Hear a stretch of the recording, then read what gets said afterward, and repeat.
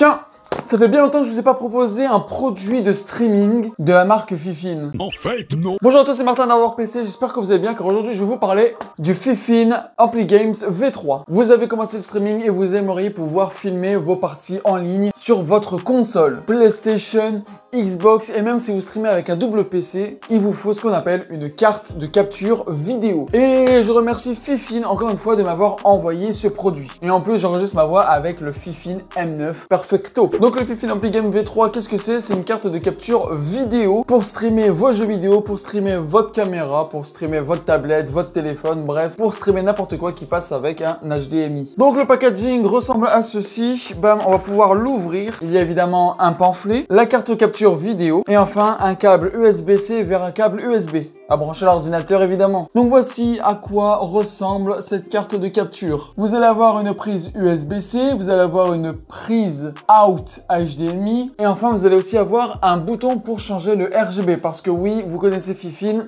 ils adorent le RGB. Quand on tourne de l'autre sens, vous avez une prise HDMI in ainsi que un prise line in et headset. Donc line in si vous voulez rajouter un microphone en prise jack et un headset en prise jack, un casque en prise jack pour pouvoir écouter ce que ça enregistre. Et en fait, bah écoutez, c'est pas mal ça, c'est pas mal tout ce qu'il y a à savoir là-dessus, c'est quand même assez léger. Mais la question qu'on se pose, qu'est-ce que cette carte capture a à nous offrir? Donc vous avez deux prises comme je vous l'ai dit, HDMI in et HDMI out. On prend la console, on la branche dans la HDMI in et de l'HDMI out, on le met à l'écran. Ce qui se passe entre le câble HDMI, la capture vidéo et l'autre câble HDMI, c'est ce qu'on appelle un pass-through. Un pass-through. Bon, écoutez, mon anglais est vraiment approximatif. Et donc ce pass-through accepte jusque-là 4K 30 fps. Votre ordinateur ou console va donner de la 4K 30 fps et ça va pouvoir le sortir en 4K 30 fps à votre écran. Par contre, si votre console fait de la 4K 60 fps, et ben là ça va le sortir en 4K 30 fps sur votre écran. Par contre, pour les personnes qui jouent pas en 4K mais en 1080p,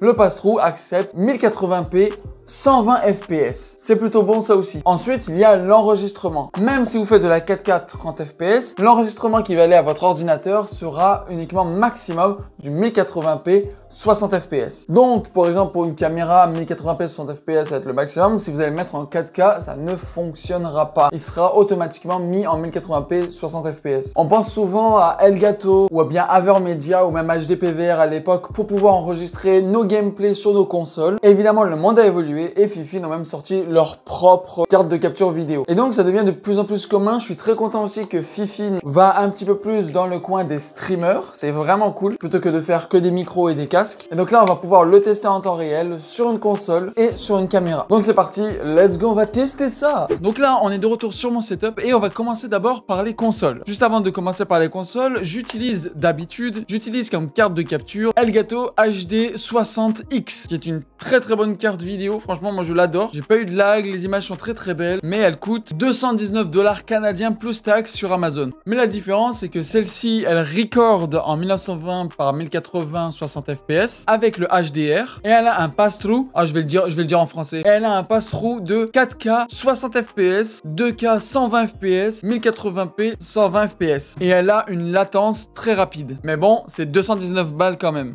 Et là, nous sommes sur la PlayStation 5. Écoutez, nous sommes en 1080p 60 fps. Écoutez, c'est plutôt beau. L'image est excellente. On est sur Astrobot, hein, le GOTY 2024. Excellent. Et écoutez, ça fonctionne très bien. Hein. Je vois pas vraiment de latence. C'est instantané quand j'appuie sur les boutons. Donc en tout cas, pour la PlayStation 5, bah écoutez, c'est validé. Et là, nous sommes passés sur la Switch. Et écoutez, qu'est-ce que vous voulez que je vous dise? Ça fonctionne très bien. Là, évidemment, la Switch a toujours été limitée en 30 fps. Donc 1920 par 1080, 30 fps. Et écoutez, c'est très fluide. Enfin, c'est fluide. En 30 fps, et ça marche très bien. J'ai aucun problème de latence. Là, je joue directement sur mon écran, là, sur le logiciel OBS, et ça marche super bien. C'est vrai, pour vous, peut-être la qualité serait moins bonne parce que moi, quand j'enregistre pas en 1080p 60 fps. J'enregistre en 960p à cause que pour le streaming, c'est mieux. Mais pour vous, je vais vous le dire, pour vrai, ça fonctionne très bien. J'ai pas de problème. En tout cas, pour la Switch, c'est validé. Et donc là, nous sommes sur mon ordinateur portable pour voir si ça fonctionne. Si on fait par exemple un stream, on fait par exemple un PC de jeu et un PC de stream, donc streamer double PC, voir si ça marche. Écoutez, ben c'est très fluide. Là, je suis sur mon ordinateur portable. On voit bien mon fond d'écran, tous mes trucs, etc. Bah écoutez, là, je suis sur YouTube. Sur la chaîne YouTube, encore merci pour les 1300 abonnés. Ça fait vraiment, vraiment plaisir. Voilà, en plus, il y a le son. Donc, c'est vraiment parfait pour moi. Bah écoutez, c'est validé pour les ordinateurs. Bon, je sais, du coup, c'est le bordel pour faire les tests, mais comme vous pouvez le voir ici, eh bien, vous pouvez changer la couleur de cette carte capture de chez Fifine. Donc, il y a beaucoup de trucs de couleurs, etc. Avec un petit bouton, changer toutes les couleurs. Et donc, ça, c'est plutôt sympa. Et donc là, je suis en train de tester ma caméra. Donc, évidemment, ma caméra, c'est une Canon EOS M200 qui peut faire de la 4K 30 fps et du 1920 par 1080 60 fps. Donc là, je suis avec ma 4K 30 fps, mais ça a été transformé, comme je vous l'ai dit, en enregistrement 1920 par 1080. D'habitude, j'utilise mon Camlink qui fait du 4K 60 fps. Évidemment, c'est mieux dans un sens parce que ça peut sortir de la 4K. En termes de qualité, écoutez, ça reste quand même très correct. Hein. Les lumières sont pas très bonnes, mais ça c'est parce que ça, normalement, je peux le changer. Voilà, je l'ai déjà un peu changé dans les paramètres d'OBS, mais écoutez, niveau qualité, c'est très bien. N'empêche, ça reste du 1920 par du 1080. Donc évidemment, pour les personnes qui ont des petites caméras sans forcément que ça soit une webcam, ça peut faire très bien l'affaire aussi. Donc dans un sens, c'est validé, même si j'aurais aimé qu'elle fasse de la 4K, au moins pour la caméra et peut-être pas pour les jeux vidéo, mais bon, ça c'est chipoté. Et donc au final, qu'est-ce que je pense de ce produit? Il est quand même très bien, mais il y a un souci, c'est au niveau du prix. Premièrement, il n'est pas disponible sur Amazon Canada, en tout cas pas pour l'instant. Mais il est disponible sur AliExpress. Présentement, il est à 84,68 €, mais ça c'est parce qu'il est en rabais. Sinon, sans les rabais, ça revient à 102 $. Plus des frais de 5,39 $ de livraison. Je trouve ça beaucoup trop. Sachant que sur Amazon, il y a un article qui est beaucoup vendu en 4K 60 fps en pass-through, en enregistrement 1080p 60 fps, en USB 3.0 pour seulement 28 $ canadiens.